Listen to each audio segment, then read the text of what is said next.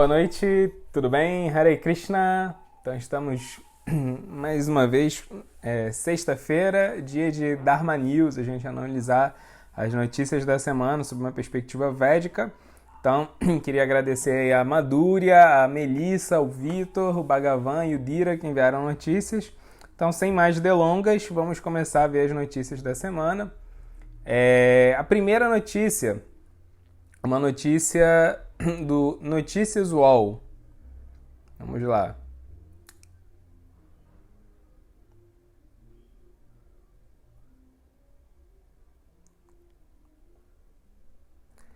Chamada da matéria assim: o que é QAnon? Movimento a favor de Trump que é visto pelo FBI como ameaça. QAnon é um movimento conspiracionista norte-americano de extrema-direita que apoia sem restrições o presidente Donald Trump, candidato à reeleição nos Estados Unidos e, segundo eles, herói de uma batalha contra grupos satânicos. O grupo, no entanto, é considerado pelo FBI como uma ameaça potencial de terrorismo interno. Então, assim, esse QAnon, ele é um movimento que já está fazendo aí um rebuliço já nos últimos 3 anos, mas desde que começou a pandemia de Covid, que ele cresceu exponencialmente e está conseguindo arrebatar cada vez mais seguidores, inclusive aqui no Brasil, né? E a ideia toda é que tem um suposto informante de dentro do governo que se denomina só como Q, que ele fala que existe uma rede de satanismo e pedofilia envolvendo todas as grandes corporações dos Estados Unidos, né, que vai desde a Casa Branca, começou com Obama, com a Hillary Clinton, e passando por Hollywood, né, e falam que até o Tom Hanks está envolvido também. Assim, obviamente, assim, uma teoria de conspiração daquelas assim bem inacreditáveis, que todo mundo acaba acreditando. É tipo como se fosse um terraplanismo político, né? E, na verdade, segundo esse Q, o Trump, ele é o cara que tá botando ordem na Casa Branca, ele tá fazendo aí a operação Storm, que tá desvendando quem é quem que tá envolvido, né, com esse movimento satanista que tá, assim, sequestrando crianças no mundo inteiro para utilizar para tráfico de órgãos e rituais satânicos, exploração sexual, né? O Trump, quem diria, né? O Trump é o grande herói, na verdade, oculto, e que ele chegou no poder só para isso, só para desmascarar, para ter acesso a informações privilegiadas, e que agora ele está descobrindo quem são as pessoas e que está, na verdade, já acionando um grupo de agentes dele, a inteligência norte-americana, para pegar esses caras que estão envolvidos e levar para a prisão de Guantánamo, e quando eles estiverem todos reunidos lá, vai ter uma grande corte, julgar eles, expor o caso ao mundo e criar medidas preventivas para que isso nunca mais ocorra, né? Então não dá para acreditar, né? O Trump, o cara que está envolvido em corrupção e, assim, reafirmação de discurso de ódio até o talo, agora é vendido como um grande líder, assim, messiânico, né? Que está salvando o mundo de uma revolução oculta das trevas. Então por que isso tem, assim, por que movimentos, né, que acreditam em coisas tão absurdas, que propagam, assim, informações tão fantasiosas como essa, estão se tornando cada vez mais populares? É unicamente por medo, né? Assim, a gente vive na era do medo. Sempre houveram doenças, sempre houveram corrupções, sempre houve violência, mas como a gente vive na era da informação, nós nunca fomos tão bombardeados com informações sobre os problemas que, na verdade, constituem a base desse mundo que cercam as pessoas desde sempre. E aí o que acontece é que as pessoas têm medo, né? As pessoas vivem fomentadas pelo medo. Toda hora, qualquer, assim, recurso multimídia que elas acionam tem notícias escandalosas que vão fazer com que elas tenham medo, né? A gente sabe que sentir medo e tentar se proteger é uma das 4 tendências de todos os seres vivos dentro desse mundo material, segundo a visão dos Vedas. E por causa disso, Krishna fala na Bhagavad Gita que o medo, na verdade, ele vai fazer com que a gente fique apegado à nossa segurança, apegado a tudo aquilo que é familiar pra gente, e é que a gente tenha ira contra tudo aquilo que é desconhecido, e que é tanto o medo quanto o apego e a ira, que são assim frutos também, consequências diretas do medo, vão manter as entidades vivas presas nesse mundo material. Krishna fala sobre isso, né? Então, nós vivemos na era da informação e, consequentemente, na era do medo, e pessoas inescrupulosas acabam usando esse medo a seu favor. A gente viu na semana passada, na notícia sobre Steve Bannon, como ele também fez toda uma propaganda, né? Criou um movimento chamado O Movimento, né? Totalmente baseado em fake news sobre estatísticas adulteradas sociais para reforçar o ultraconservadorismo das massas. E aqui está, de novo, um outro exemplo disso, né? De como pessoas inescrupulosas podem usar esse medo a seu favor. A única chance que o Trump está tendo de reeleição agora está sendo esse movimento QAnon, que propaga uma coisa absurda, mas que ainda assim está arrebatando muitos seguidores para eles, pessoas ignorantes, pessoas que estão temendo assim o seu bem-estar e aí acabam acreditando na primeira fake news que é vendida de acordo com assim o viés, né, que agrada essas pessoas. Então pessoas que já são conservadoras, pessoas que já são racistas ouvem falar que o líder, né, assim político que é conservador, racista, homofóbico, xenófobo como elas, também é um líder assim salvador que vai acabar com as mazelas do mundo, está desbaratando uma conspiração secreta.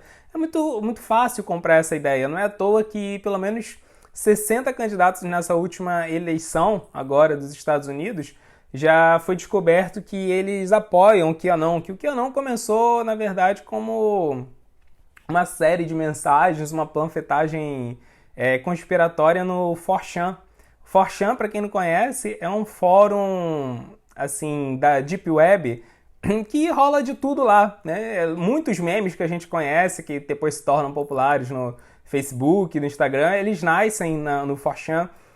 No 4chan também foi quando a Wikileaks ela foi derrubada do ar, a Wikileaks, né, aquela iniciativa do Julian Assange que divulga vários documentos, quando ela foi retirada do ar, foi o 4chan que organizou hackers assim no mundo inteiro para poder fazerem servidores clandestinos e ficarem subindo, assim, a Wikileaks toda vez que ela era derrubada, né? E do 4chan nascem coisas assim inofensivas, nascem coisas bacanas e nascem coisas tenebrosas, porque é Deep Web, né? Então lá nascem muitas teorias da conspiração, mas quando uma casa com interesse político de alguém poderoso como esse, aí se populariza, como a gente está vendo aqui. Então nós temos que ter muito cuidado com o medo, né? Porque o medo é a mãe da ignorância. Krishna vai falar na Bhagavad Gita que a única coisa que pode nos libertar do medo e, consequentemente, do apego e da ira são duas coisas. É o conhecimento transcendental, que vai levar a gente a ter uma postura reflexiva diante da realidade, e o desapego, né? Então, assim, a gente vive na era de Kali, também os Vedas falam sobre isso, que é uma era onde o último pilar do Dharma, que era a veracidade, está sendo cada vez mais prejudicado, cada vez mais rompido. Então a gente vê cada vez as pessoas se rendendo mais às fake news, se rendendo cada vez mais às teorias de conspiração, né? Não é à toa. Por que o terraplanismo está ganhando tanta popularidade também nos últimos tempos? Incrível que teve uma pesquisa do final do ano passado sobre por que tanta gente estava se rendendo ao terraplanismo, apesar de ser um contrassenso científico enorme, e muitas das pessoas que se declararam terraplanistas falaram que a vida delas se tornou mais emocionante depois disso. Então a gente também vê que pessoas recorrem a teorias da conspiração para a vida delas parecer mais agitada, mais fantástica do que realmente é, né? É uma tentativa também, às vezes, desesperada de suprir uma carência que a gente tem, né, para dar sentido à nossa vida. Então, quando a pessoa está vivendo no Dharma, a vida dela tem propósito. Quando não está, ela tem que inventar um propósito, nem que isso signifique abraçar uma fake news, né, acreditar em algo fantástico que nem existe. Então, vamos para a próxima notícia. Essa aqui também é do UOL, só que agora é do portal de economia do UOL. É a coluna da Carla Araújo, que costuma ter coisa boa. Funcionários dos Correios dizem que vão intensificar greves e protestos. Após a recusa dos Correios em aceitar o acordo proposto pelo TST, o Tribunal Superior do Trabalho, foi ontem isso, Os sindicatos que representam os trabalhadores dos Correios dizem que pretendem intensificar a greve e ampliar os protestos pelo país. A greve vai continuar, vamos intensificar os piquetes e as mobilizações, disse a coluna o secretário da Federação Nacional dos Trabalhadores em Empresas de Correio, Telégrafos e similares. Então, a situação do Correio é uma situação assim, um pouco esdrúxula, né? Porque a companhia dos Correios, que já estava correndo risco de privatização há muito tempo, o presidente já tinha liberado a privatização dos Correios, que normalmente é um órgão estatal muito acusado de ser ineficiente, né? E às vezes acaba, infelizmente, sendo mesmo, né? Ainda mais agora com o impacto econômico generalizado da pandemia, o que aconteceu foi que quiseram, né, assim, tirar de vigor o acordo trabalhista que se tinha com os funcionários do governo, né, tirar todos os benefícios deles que estavam garantidos até o ano que vem, do nada, suspendendo logo nesse momento assim, de pandemia.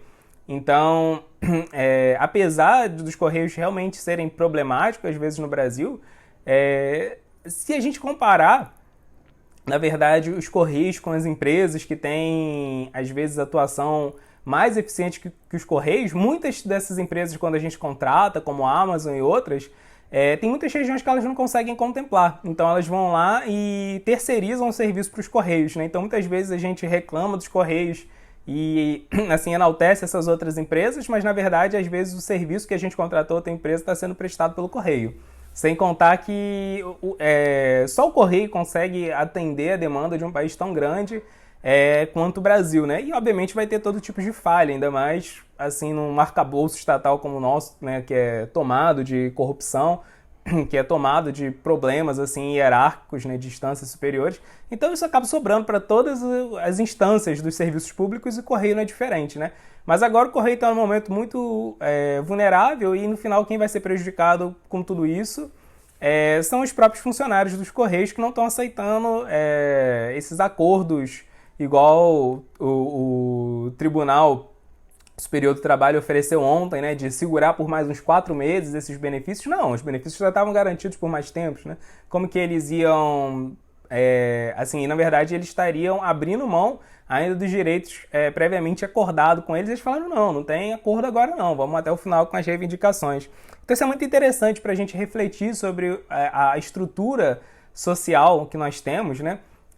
Não só no Brasil, mas como a estrutura social que nós temos assim, no mundo moderno e no mundo contemporâneo, que Prabhupada criticava tanto, né? Prabhupada fala que a gente tem no mundo contemporâneo 4 formas de exploração chamadas governo. Ele vai falar do governo teocrático, que a gente não tem mais muito hoje no mundo contemporâneo, apesar de ainda ter... né, era muito forte na Idade Média, tinha resquícios na Idade Moderna, hoje em dia poucos países, né? Assim, normalmente no Oriente, né, onde tinha teocracia. Então, teocracia é a classe religiosa explorando o povo. Prabhupada falava isso. Aí ele vai falar da monarquia. Aí ele falava que a monarquia era a classe aristocrática explorando o povo.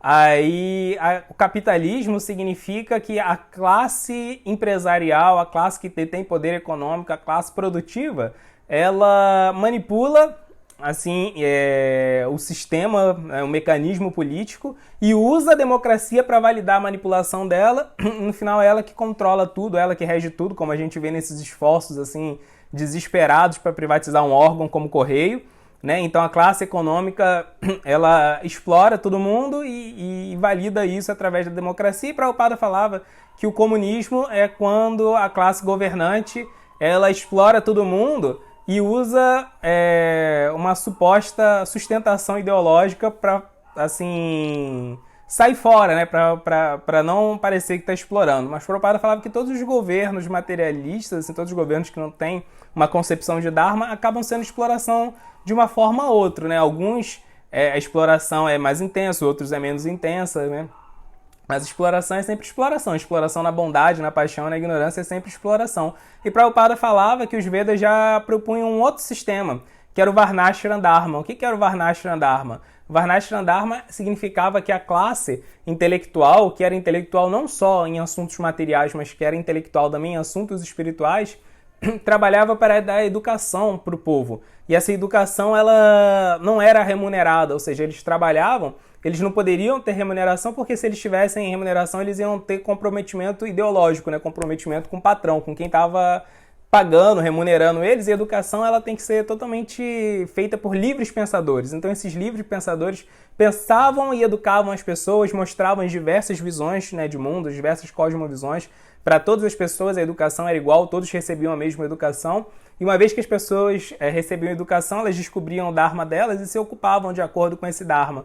Então ia ter a classe que governava, a classe que ia ter poder, influência política, né? A classe que ia deter o poder produtivo, a classe que ia estar assim, manipulando os recursos, fabricando produtos e comercializando esses produtos, e até a classe trabalhadora.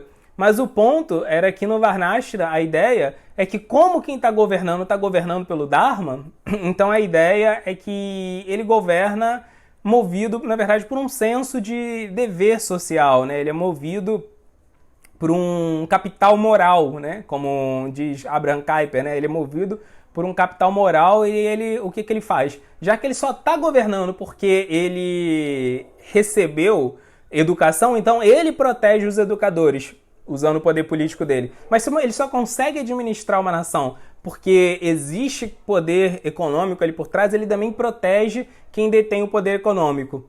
E as pessoas que detêm o poder econômico, elas só conseguem ter esse poder econômico por quê? Porque existe educadores de quem eles receberam essa educação, então eles também investem na educação. Eles não contratam a educação, eles investem, é diferente. E eles também investem na administração pública, mas eles também investem na classe trabalhadora, de uma forma que todas as necessidades deles sejam cumpridas e vão ser cumpridas porque tem a classe governante fiscalizando isso.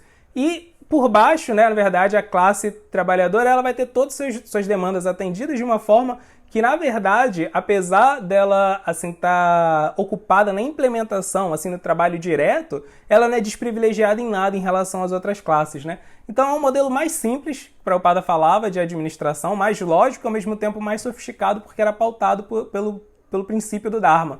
Prabhupada falava que esse sistema de Varnashra, ele reunia o que tinha de melhor em tudo. Ele reunia o que tinha de melhor na anarquia, reunia o que tinha de melhor no capitalismo, o que tinha de melhor no comunismo, na monarquia, na teocracia, e equilibrava tudo isso porque tudo girava em torno do princípio do Dharma, né? Hoje em dia a gente não tem como fazer uma revolução social a esse nível, isso é algo muito assim intenso, né? E seria algo muito utópico a gente acreditar que é possível voltar a esse sistema, mas a gente pode tentar pelo menos implementar, tentar trazer para dentro do sistema político que a gente já tem vigente os princípios do Dharma. Só isso já é capaz de fazer uma grande revolução, né? Mais para frente, no Clube do Dharma, a gente tem vontade de fazer discussões mais práticas, não só teóricas, mas mais práticas de como isso pode ser possível. Agora, a próxima notícia. Essa aqui é da Isto É. A chamada da notícia é Por dentro da mente da família Flor de Lis. Ao adotarem crianças em série e instrumentalizá-las para um projeto messiânico e político, a deputada e seu marido agiram como atuam líderes de seita, deixaram que cada filho fosse crescendo sozinho com o seu próprio repertório emocional. A deputada federal e cantora gospel Flor de Lis dos Santos Souza e seu marido, o pastor Anderson do Carmo Souza, não adotavam filhos, colecionavam-os. Isso explica, embora jamais justifique, o assassinato do pastor, segundo a polícia, por integrantes dessa exageradamente numerosa família. E então, essa é uma das notícias que mais bombou nas threads dessa semana, e já era uma notícia um pouco antiga, mas que agora, assim, finalmente as coisas estão se tornando mais claras, né? Que é em relação ao assassinato desse pastor Anderson, assim, que era casado com essa cantora gospel, Flor de Lis, e, assim, agora várias gravações, várias pesquisas que ela e os filhos dela fizeram na internet, assim, vieram à tona. No caso já era, assim, já se especulava que era isso que tinha acontecido, já tinham alguns indícios, mas não tinham provas tão concretas quanto agora, de que na verdade tinha sido a própria esposa e os filhos, né? Alguns filhos já sabiam que estavam envolvidos no assassinato, mas agora parece que mais filhos estavam envolvidos no assassinato. Agora, o que é chocante por trás dessa notícia é o tamanho, o impacto da hipocrisia religiosa, né? Na era que nós vivemos. Então, uma das alegações que ela fala numa conversa que tem, numa gravação que veio, é de que ela não podia se separar dele, ela estava insatisfeita com a forma com a qual ele administrava os recursos assim da casa, e aí ela não podia se separar, não podia se divorciar dele, porque o divórcio ia escandalizar o nome de Deus, né? Mas aí também tem muitos indícios, na verdade, provas concretas de que assim eles tinham uma rotina muito promíscua, né? Que eles iam em casas de swing, coisas assim realmente muito baixas, né? E estavam muito ligados com o movimento gospel, eles ganharam popularidade e ela até ascendeu, né, a posição política totalmente baseado nisso. Tinha até um filmezinho com a Bruna Marquezine, né, que fazia o papel dela uns 3 anos atrás, né, filme bonitinho assim, padrão Globo Filmes, que eles financiaram, né, sobre a vida dela, sobre esse movimento social que eles fizeram, né, na verdade, de adotar assim, 50 crianças e cuidar dessas crianças, né, tirar elas da zona de pobreza. Mas a gente consegue ver o tanto de corrupção moral que tem nisso, né, o quanto de hipocrisia, não só nos movimentos religiosos, que é uma coisa que a gente já sabe, é uma coisa patente já, mas também o quanto de hipocrisia também existe nos movimentos sociais, né? Tem ano passado o Iago Martins, que é um dos pastores assim mais famosos da internet, ele é muito bom, né? Ele lançou um livro baseado numa experiência que ele teve de ficar 1 ano vivendo na rua como mendigo, né? Ele se disfarçava de mendigo, não o ano inteiro, né? Mas durante 1 ano ele fazia se disfarçar de mendigo e assim, viver junto com a população de rua e ver o quanto também as ONGs que operam prestando serviço assistencial para os moradores de rua, o quanto existe de corrupção nisso, o quanto desses moradores de rua também estão envolvidos nisso, né? Então, assim, é interessante a gente ver o quanto a hipocrisia ela se alastrou para todos os campos sociais, né? Para dentro da religião, para dentro dos movimentos sociais. Então, o que Prabhupada explicava é que religião significa basicamente 5 coisas, né? Primeiro de tudo, né, antes de mais nada, conexão amorosa com Deus.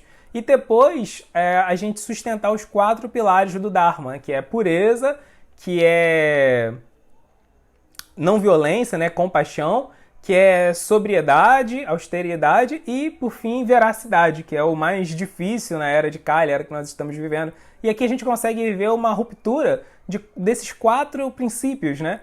Agora, uma coisa muito interessante que Prabhupada falava é que de tudo isso, o mais importante é a gente focar na nossa relação amorosa com Deus, porque quando a gente foca na relação amorosa com Deus, naturalmente a gente se torna mais forte, naturalmente a gente se torna mais poderoso espiritualmente, e seguir os pilares do Dharma acaba sendo uma consequência. Quando a gente gosta de uma pessoa, a gente é capaz de fazer renúncias por essa pessoa, né? Quando a gente tem um filho, a gente muda totalmente a nossa vida, a nossa rotina, para poder atender esse filho. Então, quando a gente está envolvido numa relação amorosa com Deus, naturalmente a gente vai renunciar hábitos que nós tínhamos que não eram saudáveis, que não eram puros da nossa vida, para gradualmente a gente ir se situando num estilo de vida mais puro, um estilo de vida mais dármico, né? Mas isso é algo natural, algo orgânico, porque a gente está envolvido nessa relação amorosa com Deus.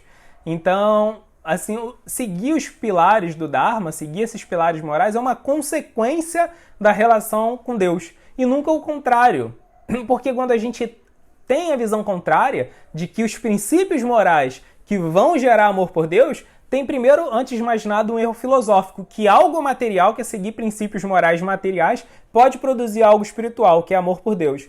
E o segundo problema disso é um problema prático, que a gente acaba criando, né, assim, precedentes para esse tipo de moralismo, né, que vai sustentar a hipocrisia religiosa. Então, vida espiritual ela não pode se sustentar em falso moralismo, ela tem que se sustentar, antes de mais nada, numa reciprocidade amorosa com Deus. Esse tem que ser o nosso foco. Buda, um dos objetivos do Avatar Buda ter vindo nessa era de Kali foi lembrar que todas as religiões, foi lembrar a gente, né, de que todas as religiões se corrompem nessa era de Kali. Religiões são corruptíveis, líderes religiosos são corruptíveis. Por isso que ele pregava que, antes de mais nada, a gente deveria ter pratyaksha, uma experiência direta daquilo que a gente está vivendo, né?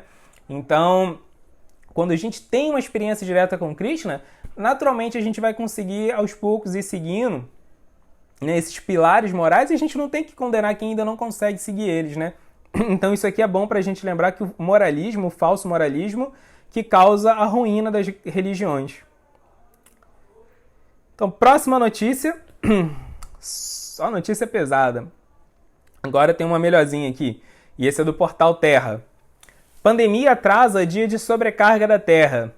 Com o coronavírus, data em que a humanidade extrapola a biocapacidade do planeta chegou 3 semanas mais tarde, em 2020. Mas está claro que não é uma solução sustentável, nem desejável. Em 1970, a biocapacidade da Terra era mais do que suficiente para atender a demanda humana anual por recursos, mas em meio século vimos extrapolando constantemente o nosso único planeta. A humanidade agora consome cerca de 60% a mais do que a Terra pode produzir em um ano, o que significa que precisaríamos de mais de meio planeta extra para nos sustentar. Notícia terrível, né? De que a gente precisa de, assim, praticamente uma terra e meia para poder sustentar a gente por ano, mas ao mesmo tempo, quando a gente olha outras notícias, se a gente der uma rodada aqui e ver mais algumas outras notícias, a gente vai ver o nível de desigualdade social, o nível da população assim mundial que está passando fome, que está vivendo abaixo da linha da pobreza. Então, assim, não é só que a humanidade inteira está gastando mais recursos do que consegue produzir. A humanidade inteira está gastando mais recursos do que o mundo consegue produzir para que, assim, uma parte da população mundial, uma parte considerável, ainda assim nem consiga usufruir dos recursos mínimos que eles precisavam para ter uma vida digna, né? Então isso não mostra, na verdade, só a nossa vaidade, a nossa frivolidade, a nossa incapacidade de ser austero e conter nossos gastos, nossa pegada ecológica, como também mostra, na verdade, a cadeia de egoísmo que sustenta, né, a sociedade onde a gente vive.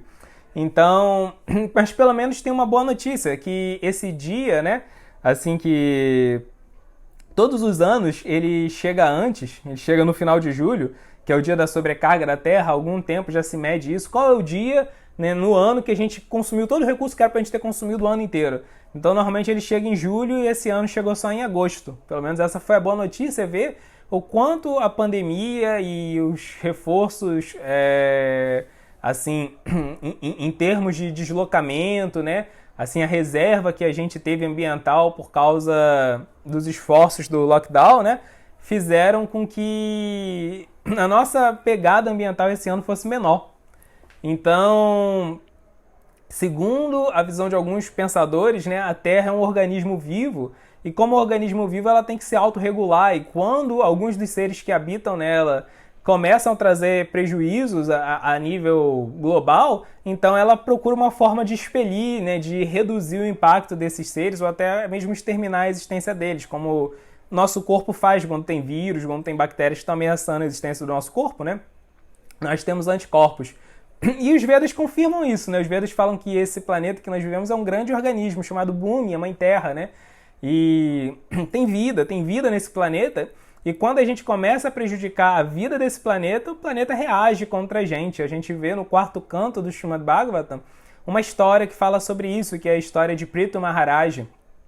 Prithu Maharaj foi um rei que também era um avatar, e antes dele teve um rei chamado Vena Maharaj, que durante a época do reinado desse rei, assim, as pessoas elas abusaram muito, né, dos recursos da Terra, e por causa disso a Terra parou de produzir recursos. Então, Prithu Maharaj ele vem trazer uma nova consciência para a sociedade para que a Terra voltasse a produzir recursos que mantivessem todo mundo, né? Então, os Vedas têm uma visão muito interessante quanto a isso, que quando nós perturbamos a existência da Terra, como toda a Terra perturba a nossa existência também. Primeiro, para alertar a gente, né, sobre o impacto que a gente está tendo, e segundo, para acabar mesmo com a nossa existência, em nome de manter o planeta, né, que vai permitir com que outras espécies continuem existindo. Agora, uma coisa interessante que os Vedas também falam, e que o mestre de Prabhupada, Bhaktisiddhanta Sarasvati, sempre fazia questão de reforçar, é que existe uma quantidade limitada de recursos materiais, mas não necessariamente a quantidade de recursos que a gente está vendo. O planeta, como o planeta é consciente, como existe uma personalidade, uma semideusa Bhumi por trás do planeta, ela é capaz de ocultar a parte dos recursos. E os Vedas explicam isso de que quando existe egoísmo, quando existe abuso, quando existe exploração na sociedade, a produção de recursos ela é naturalmente diminuída, porque Bhumi esconde parte dos recursos que ela poderia produzir. O mestre Prabhupada, Bhaktisiddhanta, sempre falava isso, né? Falava que assim, a única coisa que falta para a gente consertar o mundo é consciência de Krishna, consciência espiritual, o desejo de servir a Deus e o desejo de servir ao próximo, porque se a gente fizesse isso, a nossa tendência egoísta, que é muito evidenciada quando a gente vê que a gente esgota os recursos mundiais e mesmo assim existe uma parte considerável da população passando fome, né? Então esse egoísmo sendo reduzido, naturalmente a Terra vai querer colaborar com a gente. Por quê? Porque a gente vai estar usando a Terra para um bom propósito. Vamos estar usando a Terra para o Dharma. Então a Terra vai ajudar a gente, a Terra vai fazer o Dharma dela, que é ajudar a gente a seguir o nosso Dharma. Mas agora que a gente não está querendo seguir o Dharma, a Terra também está fazendo o Dharma dela, que é conscientizar a gente de que nós estamos fora do nosso Dharma. E nós estamos tão fora do nosso Dharma que, olha só, né, a gente conseguiu ter um ganho ambiental com a quarentena mundial, né, com esses esforços de lockdown no mundo todo, mas agora, por exemplo, a China, que foi um dos primeiros países a sair da quarentena, porque foi o primeiro país onde começou a pandemia, né, a China já está assim, produzindo muito mais do que antes, está poluindo muito mais do que antes. A China é um país assim que desconsidera todos os tratados internacionais ambientais, né, há muito tempo. Então, também existe um deslocamento, existe uma iminência de deslocamento do poder geopolítico dos Estados Unidos para a China, né? E os Estados Unidos, eles não são muito sensatos, né? Também não são muito cautelosos com esses acordos há um bom tempo, mas a China é ainda mais assim, desrespeitosa com eles. Então a gente mal consegue prever o futuro. Apesar da gente ter tido um ganho ambiental agora, parece que a gente vai compensar tudo na corrida industrial que vai ter agora para poder correr atrás do lucro perdido durante a quarentena, né? Então, assim, a gente não tem jeito mesmo, né? A gente está fazendo tudo para a Terra dar errado. E se a gente continuar com esse nível de consumo de recursos para financiar as nossas vaidades, vai dar ruim, né? Como se diz por aí, vai dar ruim. Ou como se diz aqui no Rio de Janeiro, vai dar Beyblade. Não vai dar bom, não. Vamos ter problemas sérios e bem rápidos. A gente falou semana passada sobre isso, sobre um estudo do Instituto Alan Turing, de que a gente tem, no máximo, se a gente continuar com essa consciência, com esse nível de consumo, a gente tem no máximo mais 2 séculos pela frente. Com sorte, né? Com um azar, a gente só tem 3 décadas. Então vamos lá. Próxima notícia também é nessa pegada. A Ilha do Lixo, ao norte do Pacífico, pode se tornar oficialmente um país. Esse aqui é do site Hypeness. Um site bacana. Localizada ao norte do Oceano Pacífico, uma espécie de ilha do tamanho da França que segue expandindo seu território pode ser reconhecido como um país inteiramente novo. O singular e um tanto trágico de tal novidade está naquilo do que essa ilha é feita, de lixo. Conhecido como Ilhas de Lixo, esse imenso amontoado de dejetos reunido no oceano através de um pedido real enviado para a ONU pode ser reconhecido como um país oficialmente. Bem bizarro, né? Assim, uma ilha formada por lixo que chegou ao tamanho da França, né? E agora os manifestantes estão querendo denunciar assim, o quanto a gente está prejudicando o ambiente a ponto de termos criado um país só de lixo, né? E eles estão pedindo para a ONU reconhecer como um país, como uma forma de protesto e esforço de conscientização. E aí eles estão fazendo um monte de coisas, né? Já criaram a moeda, né? As notas, né? O dinheiro lá desse país. Chama Debré é a nota deles. Aí tem as cédulas, assim, é muito interessante ver as cédulas. As cédulas sempre é uma tartaruga com a cabeça presa no engradado daqueles de refrigerante. Tem um polvo assim, com os tentáculos amputados, porque quando a gente assim, polui, na verdade a gente não tem nem consequência, nem consciência direta do quanto de sofrimento a gente está causando para várias espécies, né? Aí até o Al Gore, que é aquele ex-vice-presidente norte-americano que volta e meia aparece nos Simpsons, né? Tem um personagem dele nos Simpsons. Ele, que é super ativista ambiental, né? Ele está se oferecendo para ser o primeiro cidadão de lá. Ele quer se naturalizar nessa ilha lá do lixo, né? Eles já tem até o passaporte já que eles criaram para lá. E é muito interessante isso que Krishna fala na Bhagavad Gita, de que não existe vida espiritual se não existe equanimidade. Então, da mesma forma que a gente está preocupado com o impacto que a pandemia causa na nossa sociedade, da mesma forma que a gente está impactado com o quanto a poluição também pode causar aquecimento global e levar à extinção, pelo menos parcial, da vida, ou do estilo de vida que nós conhecemos, né? A gente também deveria estar impactado e preocupado com o quanto a gente já está afetando, com o quanto a gente já está causando uma espécie de apocalipse para as entidades vivas subaquáticas, né? O quanto a vida delas já está sendo prejudicada por isso. Krishna fala no capítulo 5 da Bhagavad Gita, Brahma Bhuta Prasanatma... desculpa, isso é no capítulo 18, né? Serve também, mas... Krishna fala no capítulo 5, Sarva Bhutatma Kurvanapina Lipyate, que só quando a gente se preocupa com o outro, tanto quanto a gente se preocupa com nós mesmos, que nós temos alguma possibilidade de ter vida espiritual. Então, assim, é muito importante a preocupação com essas outras espécies, ela constitui, assim, uma preocupação espiritual legítima e a gente deveria estar mais focado nisso se a gente quer viver o Dharma com integralidade, né? Todo mundo vai concordar com isso, né? Obviamente a gente vai concordar com isso. Nenhuma pessoa interessada em vida espiritual, nenhuma pessoa interessada em yoga, em dharma, em religiosidade vai discordar disso. Agora, a gente traduzir isso para ações práticas no nosso cotidiano já é outra coisa. Então a gente tem que sair um pouco do Gyana, né? Só do conhecimento teórico, do discurso, e realmente ir para a Vijnana, ir para essas ações práticas. A gente tem que implementar isso na nossa vida, né? Senão a gente vai acabar caindo no mesmo erro da hipocrisia religiosa, da hipocrisia espiritual que a gente falou um pouco atrás na notícia da Flor de Lis, né? Então, notícia bem assustadora essa da Ilha do Lixo.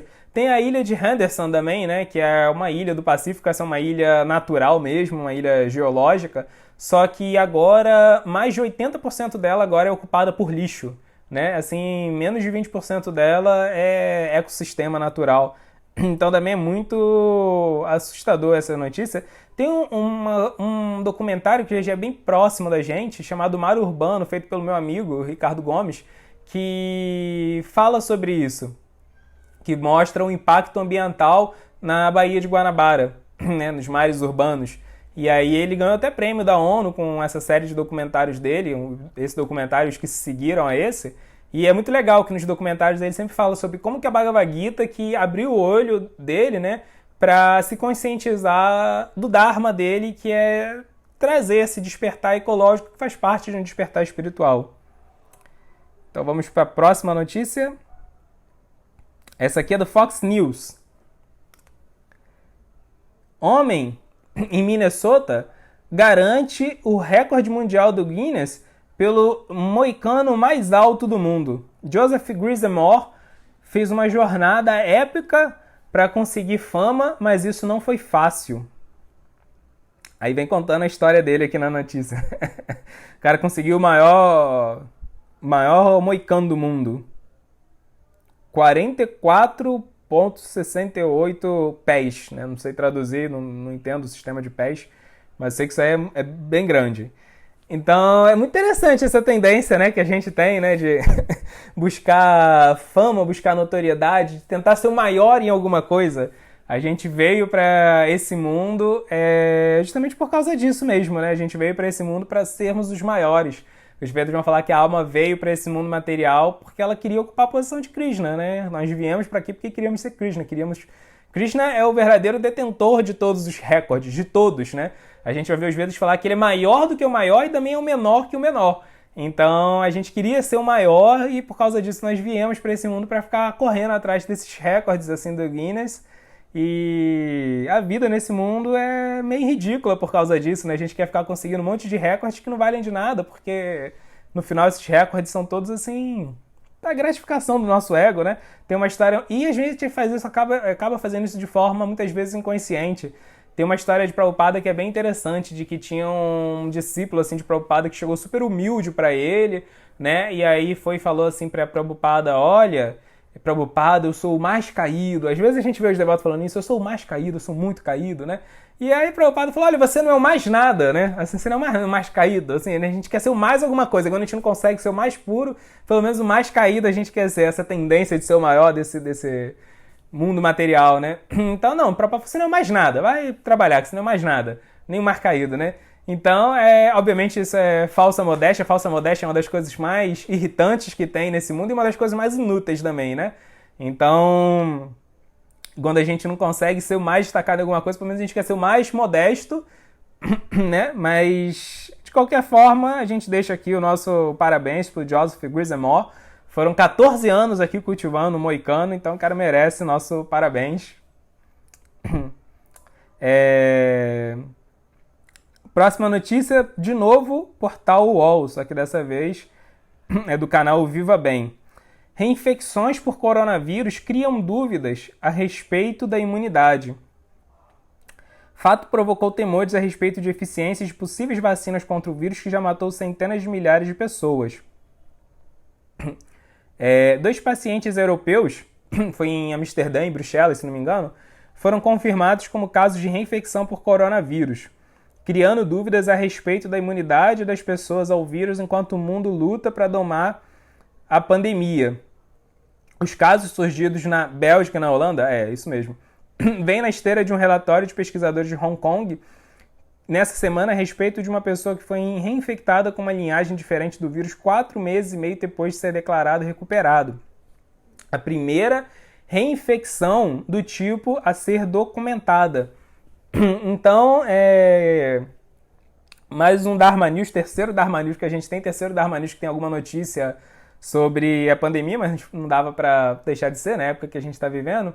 E nessa vez é um temor que já existe desde o começo da pandemia, mas agora se confirmando que é a possibilidade de reinfecção, né? No começo da pandemia, alguns países, até o Reino Unido quase fez isso assim, de uma forma muito equivocada, né? De tentar criar imunização por rebanho. Então vamos fazer quarentena seletiva, quarentena só para o grupo de risco, vamos deixar os jovens que estão fora da zona de risco irem lá trabalhar, se contagiar, curar e ficar imune. Depois, né, a gente vai ter uma população imunizada.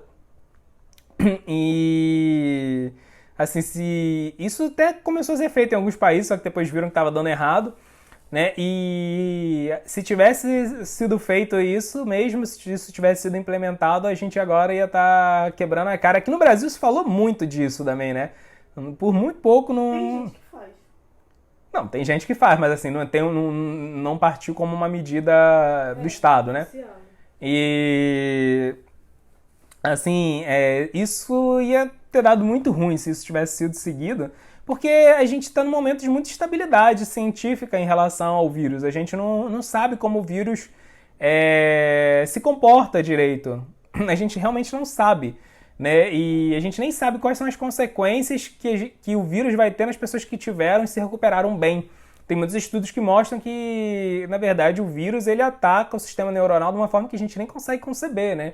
O nosso sistema neuronal ele está constantemente fazendo 2 operações neurobiológicas, que é a neurogênese e a apoptose. A apoptose é a retirada de ramificações neuronais que não estão sendo úteis, que estão atrapalhando o processo de aprendizado, né? E a neurogênese é a criação de novas ramificações nervosas. Então...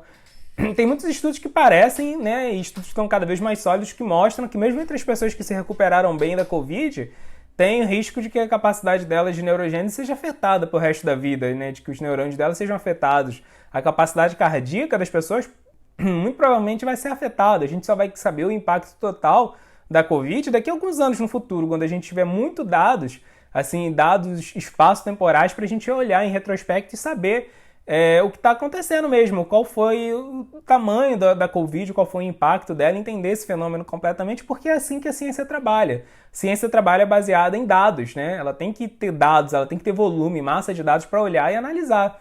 Então, toda hora agora a gente vai ver um parecer científico que parece estar contradizendo o outro, né? A gente vai ver diversos palpites científicos e é isso, a gente já vive numa era onde a ciência ela não é muito valorizada, como a gente falou no começo.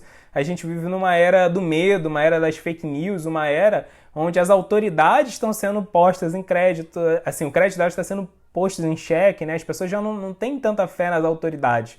As autoridades religiosas, as autoridades governamentais, como a gente viu pelas próprias notícias dessa semana, estão deixando muito a desejar. Então, assim, o que garante que a autoridade científica possa confirmar alguma coisa, né? A gente também está vendo assim o tamanho do nosso impacto ambiental e boa parte disso vem por causa da tecnologia que foi criada pela ciência e pelas descobertas científicas. Então, assim, o que garante que a ciência ela também não está obtusa diante de algumas coisas e as pessoas começam a se questionar sobre o papel, validade da ciência, pessoas que não têm contato íntimo com a ciência falam, poxa, esses cientistas não sabem de nada, né? Não dá para confiar, toda hora eles estão falando uma coisa, mas isso é porque a ciência está num momento, em relação à Covid, um momento anormal, né? Um momento assim que a gente está trabalhando numa área limite da ciência, uma coisa que a gente quase não tinha dados e agora a gente está começando a coletar os dados para ter uma opinião, né? Uma opinião mais precisa, uma opinião mais acurada. Mas ainda assim a ciência é o que a gente tem de ferramenta mais útil agora para dar qualquer parecer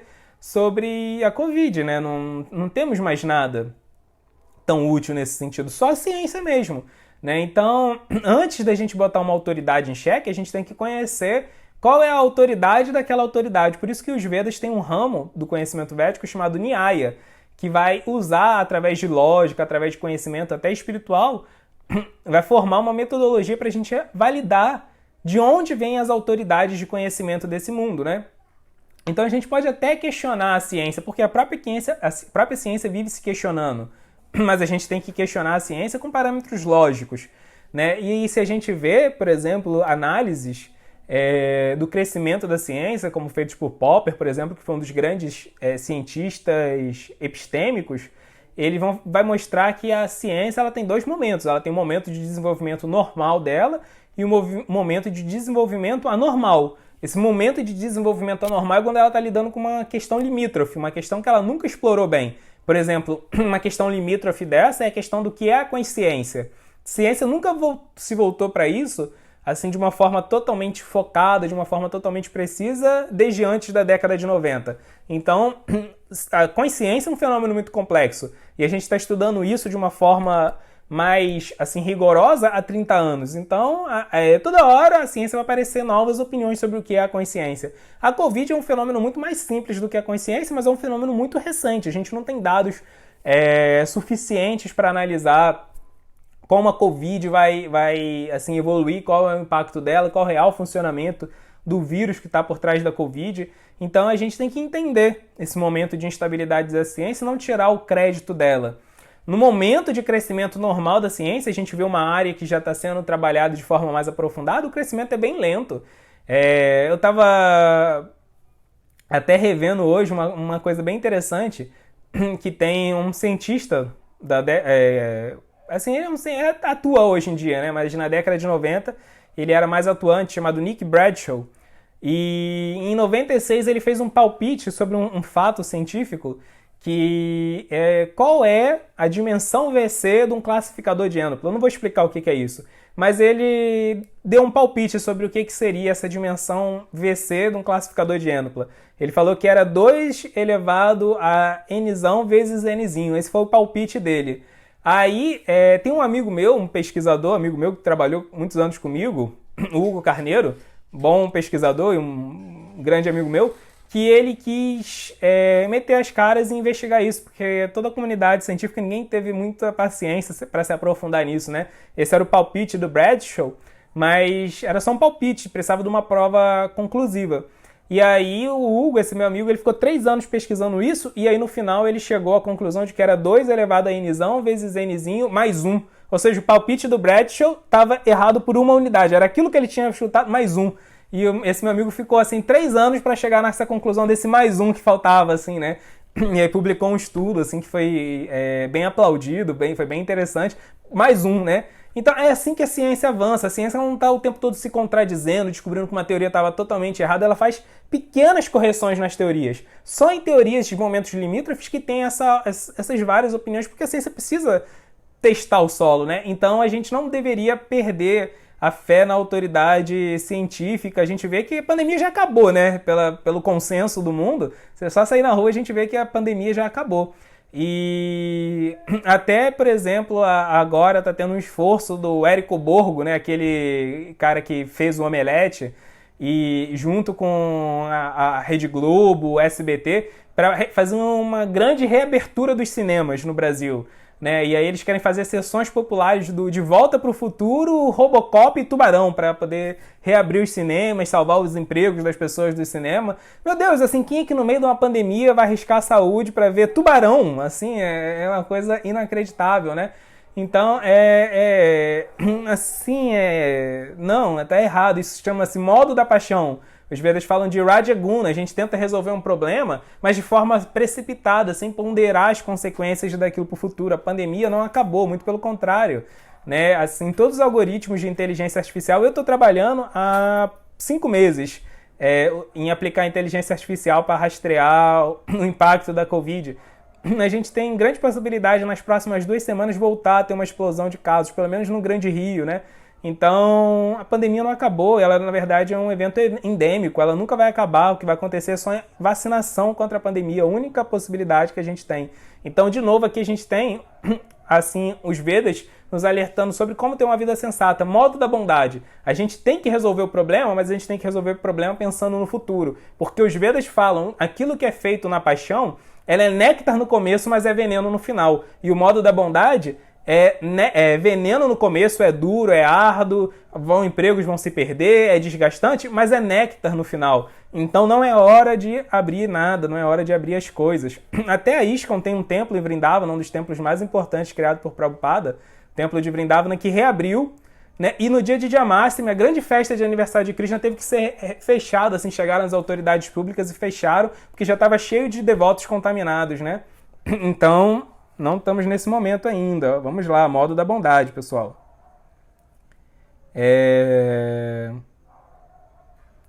E por fim, a última notícia da semana, essa aqui, mais uma vez, do Portal UOL, só que esse é o Portal Internacional. O Portal UOL aí já é quase um patrocinador do Dharma News. Rússia libera imagens de testes com a mais potente bomba nuclear já criada. No último dia, 20 de agosto, a Rússia liberou imagens até então sigilosas do teste feito em 1961 com a Tsar Bomba, bomba de hidrogênio RDS-220, mais potente bomba nuclear já criada no mundo. A bomba foi detonada em outubro de 1961 com energia equivalente a cerca de 57 milhões de toneladas de TNT.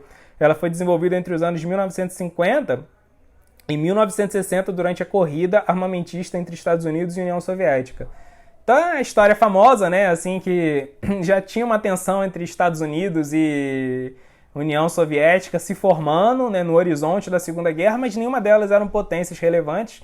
O poder do mundo todo estava concentrado na Europa, mas quando, à medida que a Segunda Guerra foi avançando, e tanto o eixo quanto os aliados europeus estavam assim tendo uma quebra muito grande da economia, Estados Unidos e União Soviética começaram a sonhar, né, assim, com o poder, sonhar em se tornar a hegemonia mundial, né? E aí o que aconteceu foi que Estados Unidos quis ir lá e fechar com chave de ouro, né? Fechar com chave de Kali, assim, a Segunda Guerra Mundial, jogando 2 bombas nucleares, né, em Hiroshima e Nagasaki. A gente sabe da história. O que muita gente não sabe é que depois a União Soviética respondeu isso, né? 17 anos depois, eu acho, 16 anos depois, responderam isso com essa Tsar Bomba. A Tsar Bomba foi uma bomba que eles lançaram em sigilo, desenvolveram e lançaram em sigilo, que era 4.000 vezes mais poderosa do que as bombas norte-americanas, né? Pá, fizeram aquela bomba assim, e aí pegaram todo mundo de surpresa, né? Nem a inteligência norte-americana, que normalmente sabe tudo, sabia que essa bomba estava sendo desenvolvida, e ficou todo mundo preocupado. E aí, por causa disso, que 2 anos depois, a galera sentou na mesa e fizeram um tratado de Moscou de que acabou esses testes assim com bomba nuclear. Na verdade, não acabou nada, né? Depois disso, porque o tratado falava que não podia mais ter teste com bomba nuclear nem no solo, né? Nem na terra, nem no céu, nem no mar. E aí o que a União Soviética fez depois disso foi ficar fazendo teste embaixo da terra, porque falou que era nem na terra, nem no céu, nem no mar, não falou nada embaixo da terra. Então eles continuaram, eles burlaram, né, o tratado fazendo esses testes. Mas, apesar disso ter acontecido há muitos anos, finalmente veio a público o vídeo que foi gravado, é um vídeo de 40 minutos, né? Não sei se vocês viram. Eu e meus amigos vimos todos, né? Porque esse foi o segundo fato nerd, assim, mais incrível do ano, né? O primeiro foi o pessoal lá do Elon Musk fazendo a decolagem espacial. Mas é um vídeo de 40 minutos, e desses 40 minutos, 10 minutos é a bomba explodindo, né? Os outros 30 minutos é só propaganda do poderio russo, né? Então a gente vive Nessa era, né, a Guerra Fria ela já terminou, mas a gente vive numa constante Guerra Fria, numa constante tensão assim entre as nações que têm poder bélico no mundo. Na verdade, a Guerra Fria ela teve até uma consequência mais ou menos positiva, né? Que existem tantas nações com poder para destruir o mundo tantas vezes que uma tem medo da outra. Já que uma tem medo da outra, o que acaba é que elas acabam fazendo a guerra mais no plano político e econômico do que indo para vias de fato mesmo, né? A gente vê as guerras acontecendo mesmo, ou são entre nações pequenas, ou entre nações grandes com nações pequenas, tipo Estados Unidos indo lá e pisoteando o Iraque, né? Nessas coisas bem desleais. Então, a guerra entre os poderosos normalmente acontece a nível político, acontece a nível econômico e acontecem muito através do medo, né? Assim, existe esse fomento do medo mundial. Então, uma coisa que Prabhupada falava é que na época de Krishna nós estávamos na era de Dwapara. A era de Dwapara é uma era assim que os pilares do Dharma já estavam bem rompidos, né? Menos que hoje, mas porque hoje a gente está na era de Kali, mas estavam bem menos rompidos. Mas Prabhupada falava que uma coisa de nobreza tinha ali, né? Que era as guerras, elas não afetavam a população civil. As guerras normalmente afetavam só a população militar. Inclusive, os Vedas falam que tinha uma arma atômica chamada Brahmastra que os militares podiam invocar através de mantras. Só os mais poderosos podiam fazer isso, só que era uma arma nuclear que era teleguiada. Ela, apesar dela ser extremamente poderosa, ela só ia lá e atingia só o oponente dele, né? Então teve Ashwatthama, que durante a batalha de Kurukshetra, aquela batalha que tem depois da Bhagavad Gita, Ashwatthama ele lança 2 armas dessa e quando ele dispara essas armas, ele dispara para derrotar inocentes. Aí Prabhupada fala que ali a era de Kali estava começando a mostrar a cara dela, que a população civil era afetada pela guerra, né? Então, até agora ninguém usou e parece que ninguém vai usar, pelo menos essas grandes potências vão usar essas armas nucleares que eles têm em mãos, né? Se já tivessem começado a usar esses futuros distópicos que a gente vê nos filmes, Mad Max, Matrix, tudo isso já tinham se concretizado, né? Mas só basta uma pessoa frívola, vulgar e com uma motivação ideológica ter uma arma dessas na mão que a gente está numa situação de bastante risco, né? E Prabhupada fala que a única coisa que podia fazer com que a Guerra Fria não se tornasse uma guerra quente nesse mundo, né, se tornasse uma guerra real, uma guerra nuclear real, era o cantar dos nomes de Krishna. Ele falava que, inclusive, a Guerra Fria, também um dos motivos para ela não ter virado uma guerra de verdade, ele falava isso, era que o pessoal começou a cantar Hare Krishna nos países ocidentais e também começou a cantar Hare Krishna, começou a meditar nos nomes de Deus na União Soviética, né? Então ele falou que isso ajudou a diminuir o karma mundial. Então, se a gente quer evitar um futuro tipo Mad Max, a gente tem que colaborar, todos nós, para a propagação do conhecimento a respeito do Dharma no mundo, né? Bem, vamos vendo primeiro então os comentários, depois a gente vê as perguntas, que aí dá tempo do pessoal do Instagram voltar. Então vamos ver os comentários. A Diana Lorenzon falou: adoções para marketing pessoal e igreja sendo utilizada para enriquecimento material dela.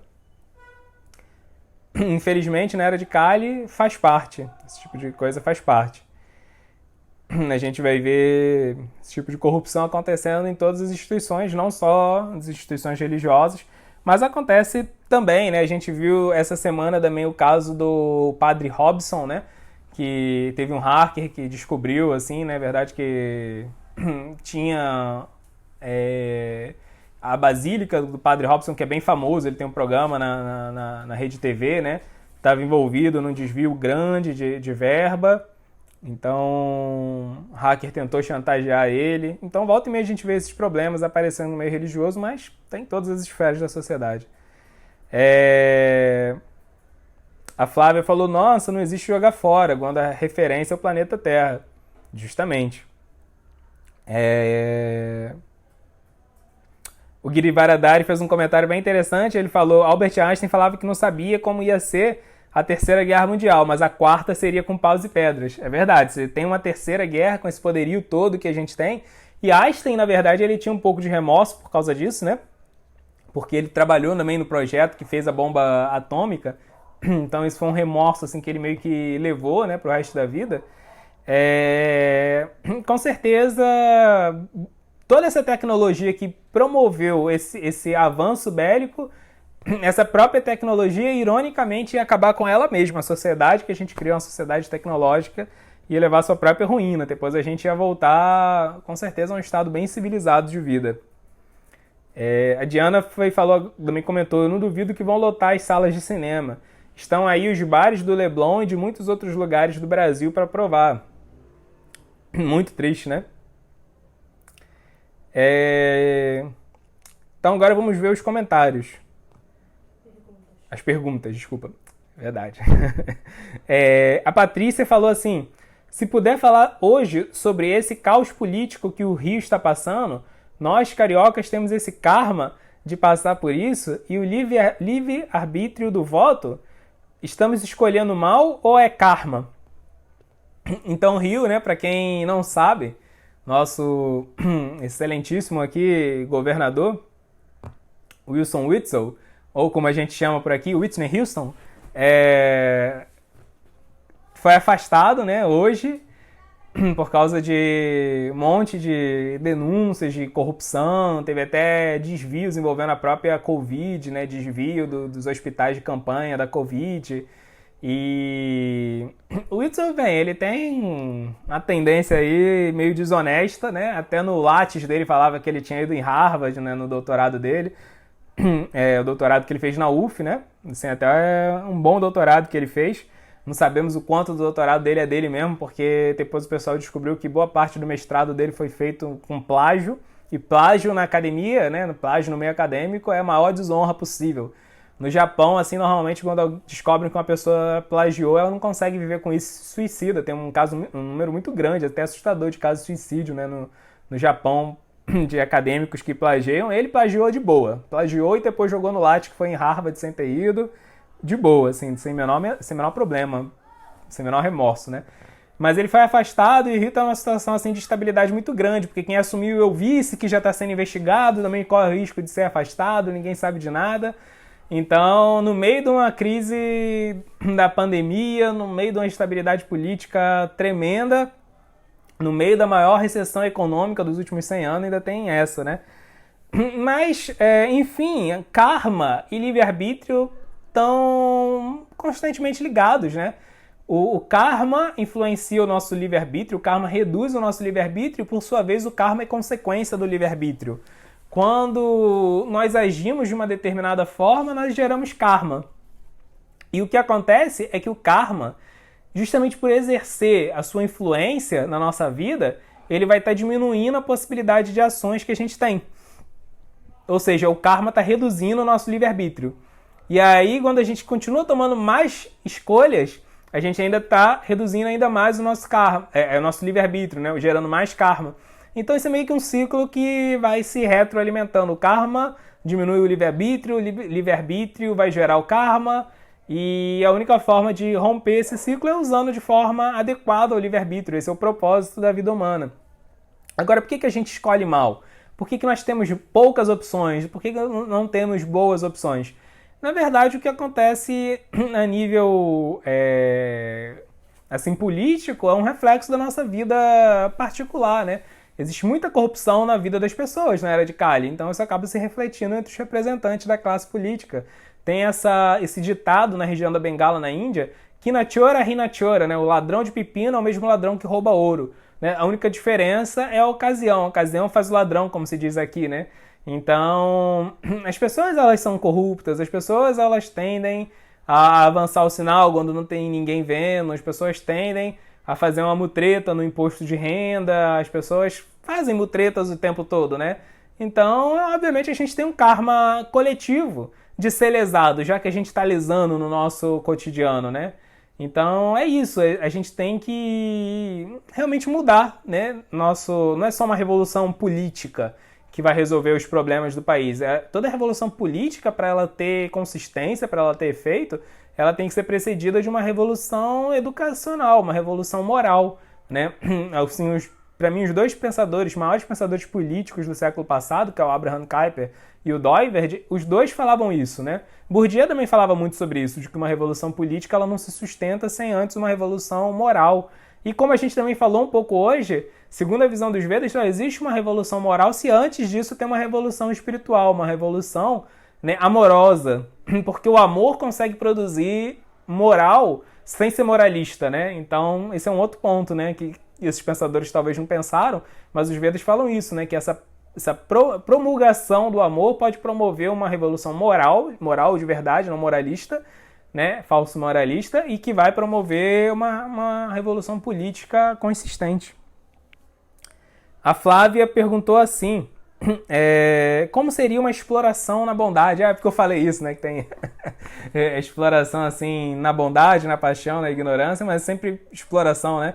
A exploração na bondade é aquela exploração assim que é uma exploração mais sutil, assim, mais ideológica, né? Uma coisa mais branda. A exploração na paixão é aquela exploração que domina os recursos que a pessoa tem para usar, né? Controla os recursos da pessoa. E a exploração na ignorância é aquela exploração que destrói a pessoa mesmo, né? Que acaba com a vida dela. Então, assim, a Revolução Industrial fez uma grande exploração na paixão, né? Assim, as pessoas que detinham o poder econômico, elas detinham basicamente a fonte da vida das pessoas, então eles podiam legislar sobre a carga horária delas, podiam agir assim de forma que eles iam afetar todas as ramificações do cotidiano daquelas pessoas e elas iam ter que se render a isso, porque é dali que elas iam tirar a manutenção da vida delas, o sustento delas, né? Então isso é exploração na paixão, você controla a vida da pessoa. A exploração na ignorância é destruir. A exploração na bondade é aquela exploração que você até promove benefícios sociais, mas você não dá muita possibilidade da pessoa discernir. Tem bons governantes que, na verdade, têm falhas, e essas falhas deles também têm que ser ponderadas, têm que ser refletidas, né?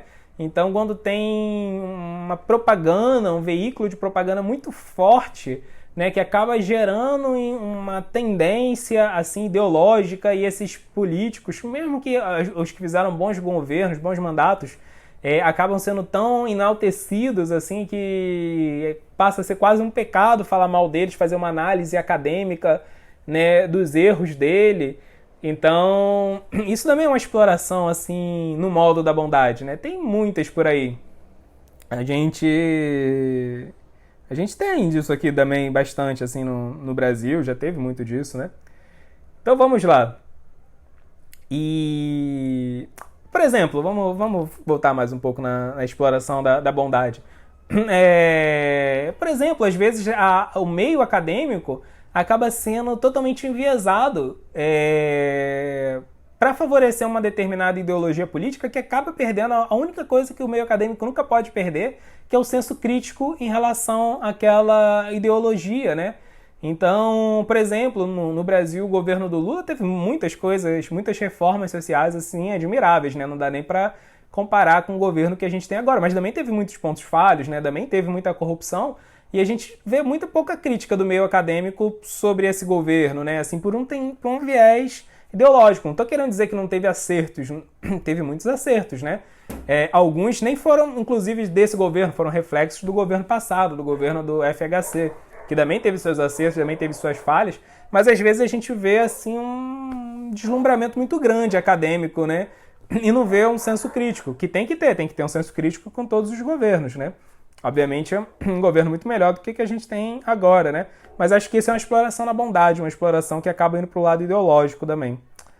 E a Milena perguntou assim, os Vedas falam de um fim de era como os cristãos do fim do mundo? Falam, né? Só que no cristianismo é dito que não é dado a gente saber o tempo que esse fim vai chegar, né? Jesus fala isso para os apóstolos, só o Pai é dado saber quando vai ser o fim. Então eles falam do Apocalipse, mas não sabem quando vai ser. Volta e meia tem umas seitas aí falando que o Apocalipse está perto, volta e meia tem alguém fazendo alguma predição sobre isso, só que os Vedas falam uma data, né? Os Vedas falam que é daqui a 427 mil anos, então falta muito tempo ainda, não vai acontecer agora Apocalipse, o Apocalipse está bem longe ainda. Mas os Vedas falam sim, e tem uma descrição muito vívida no 12º canto do Srimad Bhagavatam, e lá fala coisas assim bem inusitadas. Fala que à medida que a era de Kali for passando, algumas coisas bizarras vão acontecer. Por exemplo, as pessoas elas vão se tornar cada vez menores, né? Fala que daqui a uns 10 mil anos vai começar a acontecer isso, das pessoas começarem a diminuir sua estatura, porque vão estar consumindo alimentos tão impuros que isso vai afetar a fisiologia das pessoas, e vai chegar uma época onde todo mundo vai ser pigmeu. né? Então, assim, e a gente vai ter tanta toxina no nosso corpo que o suor das pessoas e a saliva das pessoas vai ser negro, assim, de tanta toxina que a gente vai ter no nosso corpo. Fala que as pessoas, na maior parte delas, vai se tornar canibal, né, no final da Era de Kali. Canibalismo vai ser uma coisa normal. E fala também que as pessoas vão diminuir, só que os insetos vão aumentar de tamanho. Então vai ter umas baratas gigantes, uns bichos aí estranhos, gigantes, né? Então imagina, tipo um Jurassic Park, só que de barata, né? Deve ser um negócio pavoroso, né? Porque inseto é um bicho muito assustador. Você bota uma lupa assim e vê um inseto amplificado, cara, é muita presa, muita pata, é um negócio muito tenebroso, muito pior do que dinossauro, né? Então a Era de Kali, o final dela vai ser pesado. Mas já tivemos muitas eras de Kali, quando ela acaba, depois vem a Era de Satya, que é uma maravilha, começa depois de tudo de novo. Mas o que importa é que dentro dessa Era de Kali que a gente tá, por enquanto a gente tá em Prema Yuga, que tá ruim, mas tá bom. Né? Tá ruim, mas tá bom porque nessa Era de Kali tem esse refúgio, que é o período que Chaitanya, o avatar mais misericordioso de Krishna, veio ensinar o processo mais fácil de Dharma, que é a meditação no nome de Deus, né? Então a gente tá nessa era, a gente tá mal sentindo os efeitos da Era de Kali, tem umas pandemiazinhas, tem uns Witzelzinho por aí, uns Bolsonaro, umas cloroquina, mais ilha de lixo, mas nem vimos da missa metade, a Era de Kali vai piorar muito ainda. Mas por enquanto a gente tem esse Dharma aí da meditação no nome de Deus, da meditação no mantra Hare Krishna, que é só néctar, só felicidade. No Giridvaradari fez mais um comentário. Prabhu, como um devoto pode votar sem se atrelar num karma negativo, visto que qualquer partido político vai ferir o Dharma em algum nível? 2 pontos, né? O Dharma sempre funciona de 2 formas. O menos pior, né? Ou seja, o real, e o ideal. Então, o Dharma não significa nem a gente ser sentimentalista de achar que só dá para fazer a coisa ideal, mas também não significa a gente só se acomodar na nossa realidade. O Dharma trabalha dessa forma. A gente tenta, assim, seguir o que é melhor dentro das nossas possibilidades, ou seja, a gente tenta fazer o melhor dentro da nossa realidade, ao mesmo tempo que a gente vai tentando gradualmente atingir o ponto ideal. Então a gente tem que usar aqueles 3 critérios que Krishna ensinou: ignorância, paixão e bondade. Então a gente vê entre os candidatos que a gente tem, quem está mais, assim, tem propostas mais situado na bondade, quem tem um passado mais dentro da bondade, quem já tem mais realizações no campo público, dentro do modo da bondade, né? E se não tiver ninguém na bondade, pelo menos a gente escolhe alguém que está mais na paixão do que alguém que está mais na ignorância, alguém que construiu a carreira com bravatas, com escândalos, com manipulação, né? Uma pessoa que tem uma carreira sólida, talvez não seja nem uma carreira na política, mas tem uma carreira acadêmica, uma carreira na administração, que seja íntegra, né? Então, e o partido também a gente vê. Obviamente, todos os partidos vão ferir o Dharma, não só em um nível, mas em muitos níveis, mas a gente tem que ver quem está ferindo mais e quem está ferindo menos. Então, a primeira coisa é o que é chamado de Dharma de emergência. A gente faz o melhor dentro da situação de emergência. Então, a gente vota assim, na melhor possibilidade, através dos 3 modos da natureza. Mas, apesar disso, a gente tem que focar no ideal. O que Prabhupada fala que é o ideal? O ideal é realmente criar partidos políticos e pensadores políticos e agentes políticos trabalhando em nome do Dharma. Então a gente tem que trabalhar para fazer isso, né? Eu acho, sinceramente, que não dá para fazer isso de forma impactante sem antes fazer uma reforma educacional, né? Eu acho que primeiro a gente tem que investir numa educação do Dharma, que naturalmente essas manifestações políticas no Dharma vão começar a acontecer, vão ser o fruto natural disso, né? Mas a gente tem que pensar nisso. Prabhupada, ele criou um partido político que durou 6 anos, depois não foi muito para frente, mas Prabhupada pediu para os devotos voltarem a tentar isso de novo no futuro, com mais maturidade, né? E Prabhupada falava até que ele pensava num país mesmo, né? Assim, totalmente voltado para o Dharma, que ele chamava de Chaitanya, pediu para o pessoal fazer isso. Então, é isso. Primeiro a gente tem que fazer o que é possível dentro da nossa realidade, usando os 3 modos da natureza, e depois a gente tem que tentar buscar o ideal mesmo. E o ideal que os Vedas falam é a atuação do Dharma dentro da política. A Aline perguntou assim: as 4 eras funcionam apenas no planeta Terra? Funcionam intensamente no planeta Terra. O Bhagavatam explica que as 4 eras funcionam em todos os planetas desse sistema material, só que algumas eras elas afetam mais determinados planetas. Então, os planetas dos semideuses, desculpa, o planeta dos sábios, normalmente lá lá eles estão sempre na era de Sátya. Mas quando começa a era de Dwapara, a era de Satya deles é um pouco afetada, né? Quando a era de Treta, a era deles de Satya fica menos Satya. E quando aqui está na era de Kali, a era deles continua sendo a era de Satya, né? Eles estão sempre situados em Satya, só que é uma Satyazinha, né? Então a diferença lá é se eles estão Satyazona, Satya, Satyazinha ou Satyazinhazinha, né? Assim, né? À medida que as eras vão passando, lá só vai diminuindo a influência da era de Satya. Aqui, aí no planeta dos semideuses, eles estão sempre na era de Treta. Então, quando é era de Sátya, a era de Treta deles fica mais branda. Quando é era de Treta, lá fica normal, porque é o normal mesmo. Quando vira era de Dwapara e era de Kali, a era deles continua sendo a era de Treta, só que mais afetada. Planeta Terra, as 4 eras se manifestam plenamente. Aí nos planetas conhecidos como Patalas, que são planetas onde as pessoas elas têm muito karma positivo, mas nenhum interesse em vida espiritual, eles estão sempre na era de Dwapara. Então a mesma coisa, quando é era de Satya e era de Treta, lá dá uma aliviada para eles. Quando é era de Dwapara é onde eles já estão mesmo, então fica tudo normal. E quando é era de Kali, aí lá as coisas pioram. E nos planetas infernais, lá eles estão sempre na era de Kali. Só que dependendo se tem alguma das outras 3 eras anteriores, lá dá uma aliviada. Mas aqui a gente sente totalmente os efeitos da era de Kali. Isso acontece em alguns lugares, né? Tem lugar do planeta que parece que está sempre verão. Às vezes é um verão com uma frentezinha fria de nada, né? Mas está sempre verão. E tem outros lugares que parece que está sempre frio. De vez em quando dá uma esquentadazinha, sai um sol, né? Tem algum lampejo assim de calor, mas quase sempre frio, né? E tem lugares que a gente vê as 4 estações do ano bem definidas. Então esse lugar onde a gente vê as 4 estações bem definidas é a Terra, que a gente vê as 4 eras bem presentes. Aí a Lila Yoga perguntou, e era de Aquários, não é agora? Então, a era de Prema, essa Prema Yuga, essa era do Senhor Chaitanya, ela é algo tão forte que ela foi prevista por diferentes linhas espirituais, diferentes linhas esotéricas. A era de Aquários é agora, é essa era de Prema, é outro nome pelo qual a era de Prema, a era de Chaitanya, essa era mais fácil para meditar em Deus de forma amorosa, espontânea, ela está acontecendo, né? Então, dentro do inverno, a gente tem um veranico, né? Que é tipo um verãozinho que tem dentro do inverno.